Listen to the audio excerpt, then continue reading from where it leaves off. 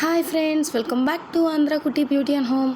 అందరూ బాగుండాలి, అందులో నేను ఉండాలని మనస్ఫూర్తిగా కోరుకుంటున్నాను. ఏంటి తిను విషయం చెప్పకుండా రైల్వే స్టేషన్ మొత్తం చూపిస్తుంది అనుకుంటున్నారా? ఇవాళ నేను ఫస్ట్ టైం నా బర్త్డే రోజు కనకదుర్గమ్మ అమ్మవారి టెంపుల్కి వెళ్తున్నామండి. చిన్నప్పటి నుంచి నేనైతే అసలు వెళ్ళిందే లేదు. అది కూడా నా బర్త్డే రోజు వెళ్తున్నందుకు నాకు చాలా హ్యాపీగా ఉంది. ఇదైతే వ్లాగ్ చేసి పెడితే చాలా బాగుంటుంది అని చెప్పేసి వ్లాగ్ చేస్తున్నాను.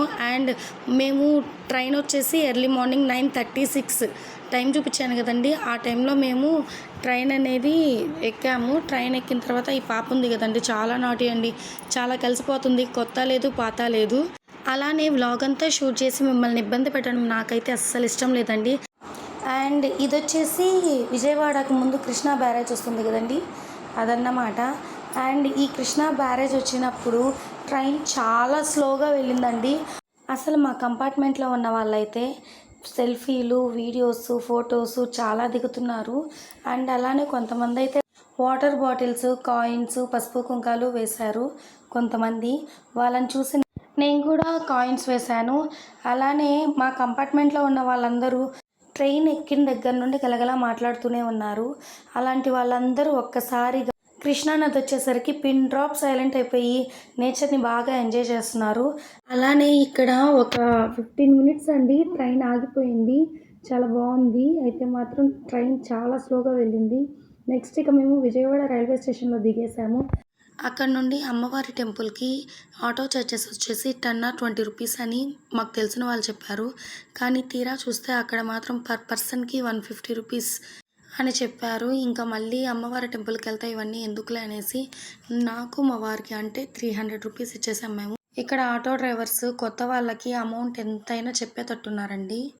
ఇక మేము టెంపుల్ దగ్గరకు వచ్చేసామండి. టెంపుల్ దగ్గరకు వచ్చేసాక ఫ్రైడే అయ్యేసరికి చాలామంది జనాలు ఉన్నారు.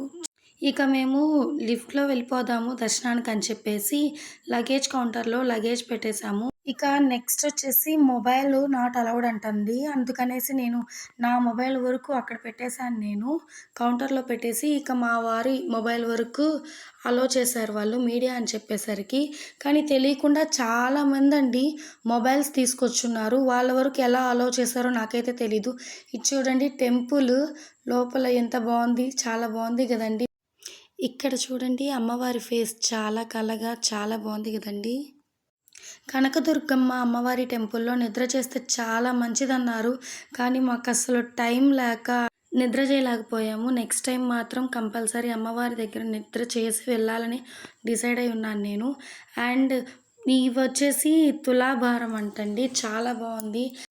దసరా నవరాత్రుల టైంలో అయితే అమ్మవారి టెంపుల్లో చాలా బాగా చేస్తారంట. ఇక్కడున్న మీడియా వాళ్ళు పిలిచారు మమ్మల్ని, కానీ అప్పుడు మాకైతే అస్సలు కుదరలేదు.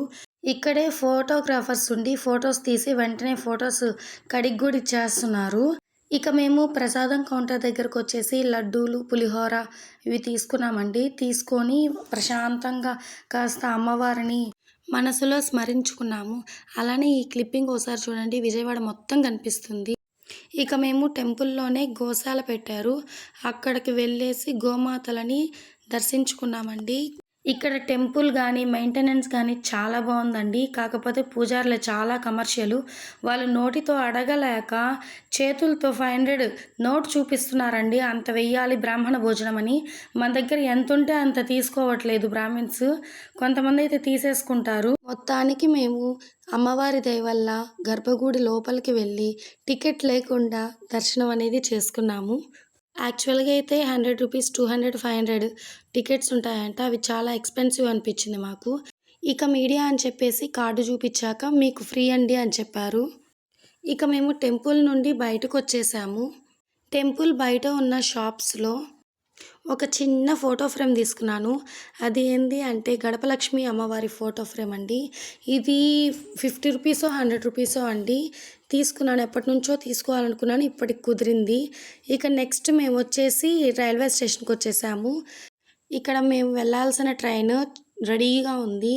మేము ఎక్కిన ఒక 5-10 మినిట్స్కే అండి ట్రైన్ స్టార్ట్ అయిపోయింది. మేమైతే అసలు ట్రైన్ మిస్ అవుతామని అనుకున్నాము. నెక్స్ట్ వచ్చేసి ఇప్పుడు చూడండి సన్సెట్ అవుతుంది. టైం వచ్చేసి 5:30. ఇవి వ్యూ చాలా బాగుంటుంది కదండి. ఈ గ్రీనరీ చాలా పీస్ఫుల్గా ప్లెజెంట్గా ఉంటుంది. ఇలాంటి క్లైమేట్ అంటే నాకు చాలా ఇష్టం. నెక్స్ట్ వచ్చేసి మాతో పాటు వేరే వాళ్ళు ట్రైన్ ఎక్కారండి మా కంపార్ట్మెంట్లో. వీళ్ళందరూ నెల్లూరేనంట. ఈ పిల్లలైతే చాలా క్యూట్గా సమాధానం చెప్తారండి ఏదడిగినా. ఈ అమ్మాయి వచ్చేసి డాలీ, చాలా బాగుంది కదా. ఇక వీళ్ళతో మంచి టైం పాస్ అయిందండి మాకైతేను. ఎటువంటి బోర్ అనేది ఫీల్ అవ్వలేదు. చాలా హ్యాపీగా జర్నీ సాగిపోయింది మాకు. అలానే వీళ్ళు నాకు బాగా గుర్తుండాలనేసి చిన్న వీడియో తీసి షార్ట్స్లో కూడా అప్లోడ్ చేశాను నేను.